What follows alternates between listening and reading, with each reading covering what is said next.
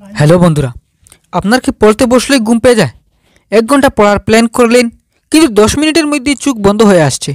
যদি এমন হয়, তবে আজকের ভিডিওটি আপনার জন্য।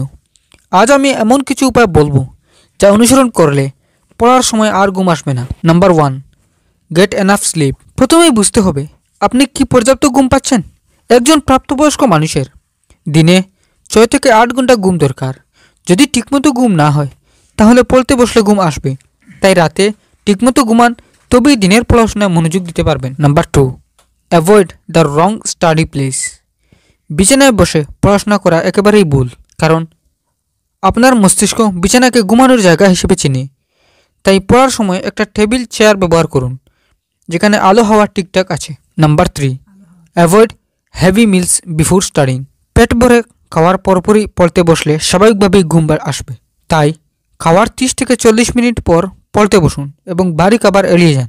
Number 4, stay physically active. অনেকক্ষণ পড়ার পর যদি মনে হয় ঘুম আসছে, তাহলে উঠে কিছুক্ষণ হাঁটুন, 1 গ্লাস ঠান্ডা পানি পান করুন বা হালকা স্ট্রেচিং করুন। এতে আপনার মস্তিষ্ক আবার সক্রিয় হয়ে উঠবে। Number 5, use proper lighting. কম আলোতে পড়াশোনা করলে চোখ ক্লান্ত হয়ে যায় আর ঘুম আসার প্রবণতা বাড়ে। তাই উজ্জ্বল আলোর পড়ার অভ্যাস করুন, যা আপনার মনোযোগ ধরে রাখবে।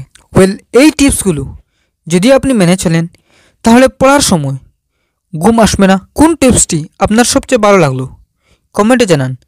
যদি ভিডিওটি ভালো লাগে থাকে, তাহলে লাইক দিন, শেয়ার করুন এবং সাবস্ক্রাইব করতে ভুলবেন না।